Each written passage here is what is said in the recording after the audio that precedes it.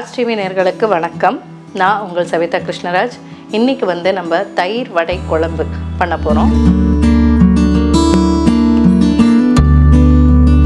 அதுக்கு தேவையான பொருட்கள் தயிர், தேங்காய், இஞ்சி, அரிசி, தோரம்பருப்பு, பச்சை மிளகாய், சீரகம், தனியா, கருவேப்பிலை, எண்ணெய், கடுகு, காய்ந்த மிளகாய், உளுந்து வடை.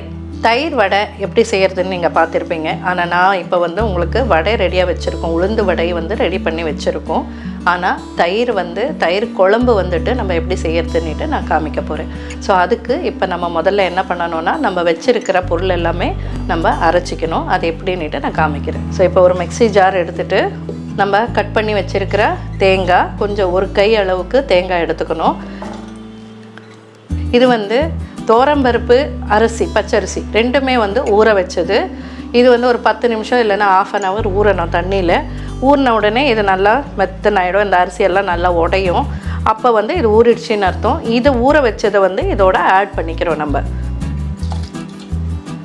இப்போ இதுக்கு தனியா ஆட் பண்ணணும். தனியா கொஞ்சமாக ஆட் பண்ணணும். ஒரு ஸ்பூன் அளவுக்கு நான் ஆட் பண்ணுறேன். இப்போ ஜீரகம் ஆட் பண்ணணும். இதுக்கு ஜீரகம் ஒரு 2 ஸ்பூன் போட்டுக்கலாம். இதுதான் டேஸ்ட் கொடுக்கும் உங்களுக்கு. ஸோ பச்சை மிளகாய் நம்மளுக்கு தயிர், ஒரு கப்பு தயிருக்கு, ஒரு ½ லிட்டர் தயிருக்கு ஒரு 3 இல்லைன்னா 4 போட்டுக்கலாம் நீங்கள். இதில் நான் சொன்ன மாதிரி எல்லாத்துலேயும் கருவேப்பிலை, கொத்தமல்லி ஆட் பண்ணணும் நீங்கள். ஸோ கருவேப்பிலை நமக்கு ஒரு கை அளவுக்கு போட்டுக்கலாம். இப்போ கொத்தமல்லி கொஞ்சம் ஆட் பண்ணிக்கிறோம்.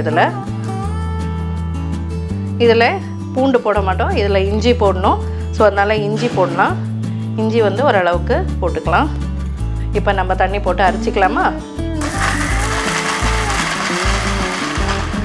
இப்போ தண்ணி ஆட் பண்ணிக்கோங்க. நல்லா பேஸ்ட்டாக அரைச்சிக்கணும். இன்னும் கொஞ்சம் அரைக்கணும்.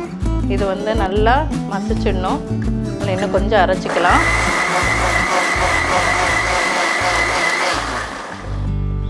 இப்போ பாருங்கள், நல்லா மசிஞ்சிடுச்சு. இதை நல்லா பேஸ்ட்டாக அடித்தாச்சு. நம்ம இப்போ இதை எடுத்து நம்ம தயிரில் மிக்ஸ் பண்ணிக்கணும். ஒரு பவுல் எடுத்துக்கலாம். கெட்டி தயிர் வச்சுருக்கேன். இதை மிக்சியில் அடிக்கணும் எல்லாம் எதுவும் தேவை கிடையாது. அப்படியே நம்ம ஆட் பண்ணிக்க வேண்டியதா. இப்போ இந்த அரைச்சி வச்ச பேஸ்ட் இருக்கு இல்லையா, இதை நம்ம இதில் ஆட் பண்ணிக்க வேண்டியதா. இதை நீங்கள் ஆட் பண்ணிட்டு இதில் கொஞ்சம் தண்ணி ஆட் பண்ணி கிளியராக ஆட் பண்ணிடலாம். உப்பு எவ்வளோ தேவையோ அவ்வளோ நம்ம ஆட் பண்ணிக்க வேண்டியதா. இதில் இங்கே பாருங்கள். ஸோ உப்பு நான் தேவையான அளவுக்கு ஆட் பண்ணிவிட்டு, மஞ்சத்தூள் போட்டுக்கலாம். அது ஆப்ஷனல் தான். ஆனால் நான் மஞ்சத்தூள் இன்றைக்கி போடலை. நீங்கள் கையில் பிசைஞ்சாலும் கையில் பிசைஞ்சிக்கலாம். இப்போ அடுத்தது நம்ம தாளிக்கணும். இதை எப்படி தாளிக்கிறதுன்னு பார்க்கலாம்.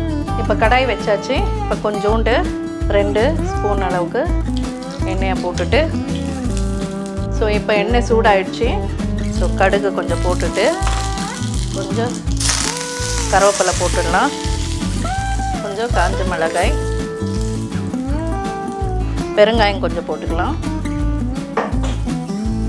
இப்போ இதை எடுத்து மிக்ஸ் பண்ணி வச்சுருக்கோம் இல்லையா, அதை எடுத்து இதெல்லாம் நம்ம போடணும்.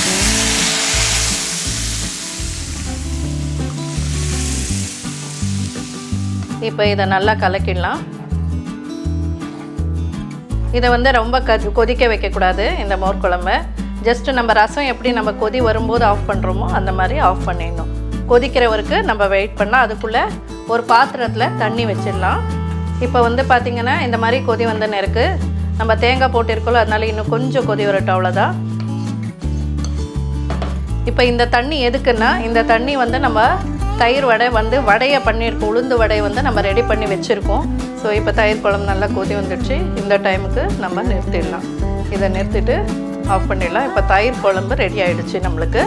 இப்போ உளுந்து வடையை எப்படி இதில் நம்ம ஆட் பண்ண போகிறோம்னு பார்க்குறோம். ஸோ இப்போ இதில் தண்ணி வச்சுருக்கேன் நான். தண்ணி கொதிக்கிட்டோம். கொதிச்சப்புறம் நம்ம பண்ணி வச்சுருக்கிற உளுந்து வடையை இதில் போடுறோம்.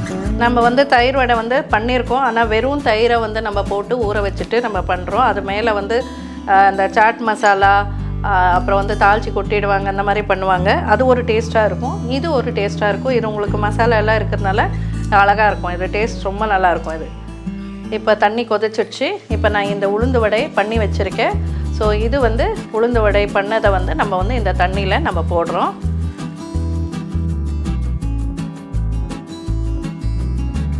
திருப்பி விடுங்க. இதை சிம்மில் வச்சுட்டு இப்போ இது வந்து இவ்வளோ ஊறினது போகிறோம். இதை பாருங்கள், இந்த எண்ணெய் எல்லாம் வந்துடுச்சு கீழே, எண்ணெயே தெரியாது இதில். ஸோ இதை எடுத்து இப்போ நம்ம இந்த தயிர் குழம்புல போடுறோம்.